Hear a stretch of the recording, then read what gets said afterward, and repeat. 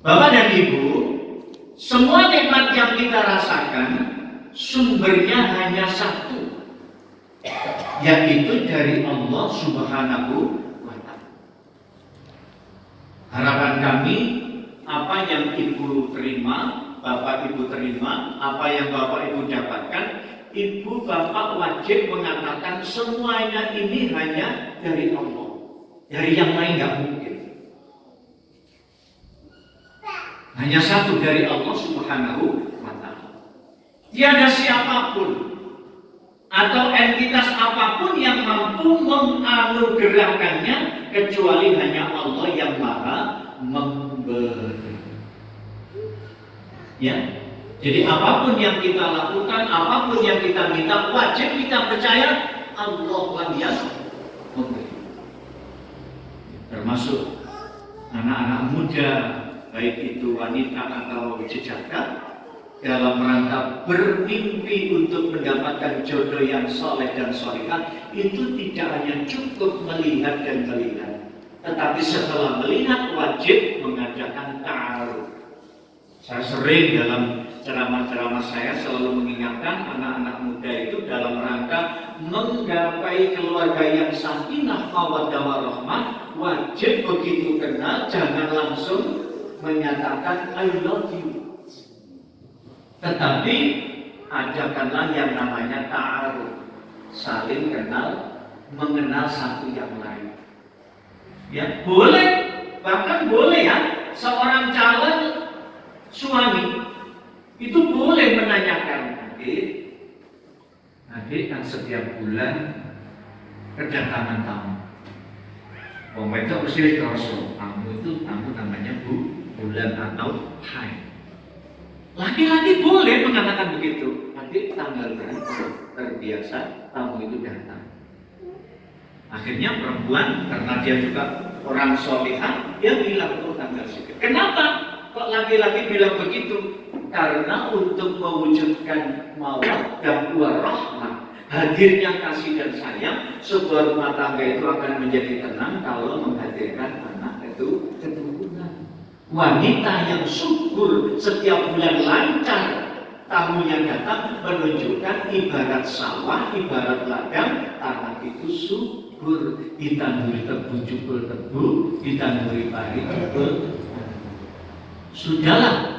Walaupun ya orang itu yang misalkan yang istrinya cantik, sing lanang sugih, padha ganteng, padha ayune, ngalor ngidul nggawa motor gonta ganti, tapi nggak punya anak, bermasalah tidak? Bermasalah. Oleh karena itu, ya bersyukurlah seorang laki-laki, seorang perempuan diberi kesuburan, dan itu semua nikmat, wajib kita syukur. Karena banyak orang yang sudah melangsungkan pernikahan sampai belasan bahkan puluhan tahun belum punya. Ya. Allah Subhanahu wa Ta'ala memberikan peringatan lagi masalah nikmat dalam surat An-Nahl 53, wa ma bikum min ni'matin fa minallah summa idza massakumud durru fa ilaihi taj'arun.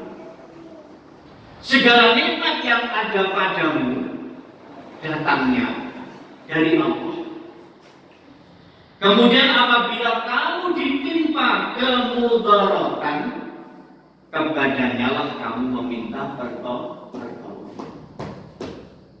Kita sudah sepakat, kita sudah yakin, ya, bahwa setiap waktu kita mengucapkan, menyampaikan kepada Allah, yaitu dengan kalimat Iyyaka na'budu wa iyyaka nasta'in. Ini sebuah janji yang harus aufu bil uqud ditepati. Hanya kepadamu ya Allah aku menyembah, dan hanya kepadamu ya Allah aku mohon pertolongan. Kalau sudah ada kalimat hanya kepadamu ya Allah mohon pertolongan, semuanya serahkan kepada Allah. Jangan pernah meminta kepada yang lain.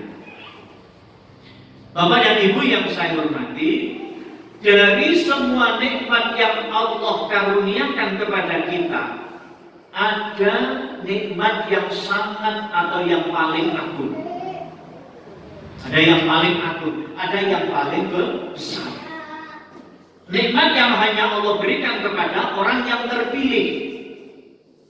Ya, ya. Jika termasuk kita di antara orang yang mendapatkan nikmat tersebut, itu berarti Allah memberikan keistimewaan kepada kita. Ya. Apa itu? Nikmat itu adalah nikmat iman dan Islam. Panjenengan memiliki keimanan, panjenengan memiliki agama Islam. Itu merupakan kenikmatan yang sungguh luar biasa yang Allah berikan. Atau sebuah pilihan yang tepat. Ya, sebuah pilihan yang tepat. Ini adalah nikmat yang tidak bisa dibandingkan dengan apapun di dunia. Iman itu kepercayaan. Saya yakin panjenengan mengaku Islam sebagai agama kita. Itu berangkat dari kepercayaan yang benar-benar tertancap kuat di dada kita. Saya yakin secara pribadi intern, ya, inna dina indallahil Islam. Agama yang Allah berikan dan Allah ridhoi ini secara intern, secara pribadi, secara Islam, itu yang hanya diridhoi adalah Islam. Ya, jadi saya berbicara di intern Islam, sama-sama orang Islam, maka saya katakan agama yang paling diridhoi Allah adalah Islam. Mohon maaf, saya beberapa tahun yang lalu pernah mengikuti kajian bahkan pendalaman di Lembaga Pertahanan Nasional khusus para mubalek di Jogja sana. Kalimat seperti ini, ya, pada era-era sekarang ini itu banyak disalahkan. Ya, karena apa? Karena sudah menyangkut masalah persatuan dan kesatuan. Tetapi kita umat Islam wajib tetap mengatakan bahwa agama yang diridhoi oleh Allah hanya Islam. Ya, tapi secara nasional kita lain lagi persoalannya. Tapi kita sebagai orang Islam wajib, karena kita beragama Islam itu berangkat dari keimanan yang betul-betul maksimal. Tidak ada satupun agama yang diridhoi oleh Allah kecuali Islam. Tentu kita mengatakan Islam agama yang paling benar itu berangkat dari ilmu yang kita pelajari. Islam melarang, termasuk kita-kita ini, melakukan perbuatan-perbuatan yang tidak berdasarkan Al-Quran dan As-Sunnah. Kenapa? Kita kembali kepada ittiba Rasul. Rasul sudah mengatakan, kalau engkau ingin selamat dunia dan akhirat, maka peganglah dua peninggalan saya. Kalimat selamat dunia dan akhirat kita yakini. Walaupun itu, apa ya, istilahnya itu tanggungannya nyawa. Kita nggak usah tahu untuk mengatakan.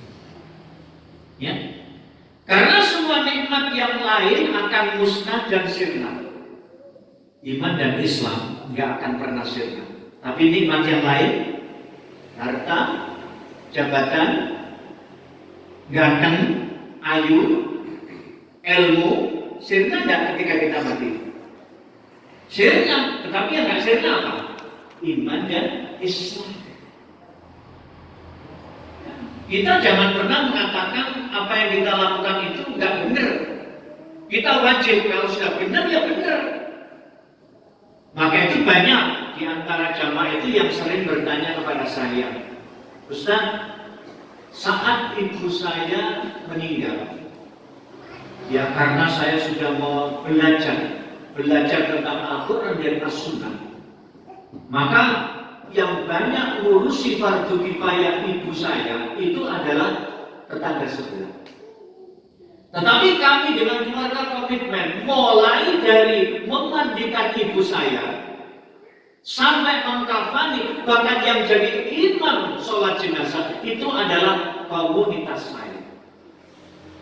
Maka di saat akan melakukan fardu kifayah mengantarkan ke makam, saat makam mayit sudah diturunkan, kebetulan yang dibawa ada orang yang tetangga sebelah, artinya bukan komunitas kita. Maka saat itu dia sudah hampir mengucapkan adzan, maka saya bilang, Mas, ingat loh ya, mengatakan dengan hikmah. Kita menyuruh melarang orang jangan terlalu kasar. Maka itu supaya tidak terjadi apa-apa untuk melakukan fardu kifayah, mulai dari memandikan, mengkafani, menyelatkan dan menguburkan, itu iringi keluarga sendiri agar di situ tidak berbau kesalahan. Nah, saat mau diadzankan, maka si keluarga ini bilang, Mas, jangan ya. Bahkan pada saat itu ada seorang laki-laki yang mungkin Pak Profesor Wahyudi mengenal, yaitu Pak Imam Supangan, yang dulu pengusaha kaya raya Indah Jaya. Dia berani dengan lantang mengucapkan, Mas, nek adzan aja di kuburan, adzan itu gak ini masjid, di kuburan kok kayak adzan. Nah, bagi kita yang sudah tahu ilmunya, oh benar. Tapi bagi mereka yang nggak pernah belajar, beriman Islami rubuh gedang, bapak ini ngetang, bapak ini ngulan-ngulan, ya seperti itu. Maka cara berpikir kita adalah adzan itu tempatnya di masjid. Adzan itu gunanya untuk memanggil orang sholat. Kalau orang yang mau mati diadzani, nah, katanya untuk mengingatkan yang hidup, akan berdino diingatkan raduna masjid, omongannya akan dikubur. Banyak tak orang yang diingatkan ketika musola dan masjid dikumandangkan adzan sehingga teko akeh, sing teko ini banyak nggak? Nah, itu terbukti. Nah, itu jangan pernah mengatakan salah sebelum sampai tahu ilmu. Makanya itu di komunitas Muhammadiyah jangan gampang mengatakan bid'ah kalau kita tidak paham ilmu. Nah, maka itu saya ingatkan orang Muhammadiyah atau perserikatan kita ini lebih banyak ngurusi yang hidup-hidup daripada ngurusi yang mati. Kenapa yang mati nggak diurusi? Karena yang mati itu illa makutum tak malum gowo amali dewi. Kecuali 3 perkara yang sudah saya jelaskan. Apa yang hidup-hidup kita openi? Ya, perserikatan itu openi apa? Pendidikan, sosial, kesehatan. Itu yang banyak pahala. Pasien wis mati ya wis rasa didoakan saja sudah cukup. Doa itu pun juga kecuali bagi anak-anaknya saja, bagi orang lain. Makanya nek sampai ngundang kebuken. Tumpuke wis Pak ingkunge gede kae titik jago bisa. Sing sampai undang ternyata orang-orangnya bukan ahli sholat. Ketika doa mengucapkan doa dia bilang amin, secara akal aminnya diterima tidak? Gak akan mungkin karena syarat diterimanya doa amin itu adalah berangkat dari orang itu adalah ahli ibadah. Kalau bukan ahli ibadah gak akan nyampe. Oleh karena itu Islam hanya mengajarkan jangan pernah kau tinggalkan anak keturunan dalam kondisi lemah. Artinya apa? Lemah iman, lemah Islam. Oke, Bapak dan Ibu yang saya hormati, tidak ada satupun dari nikmat itu yang kita bawa untuk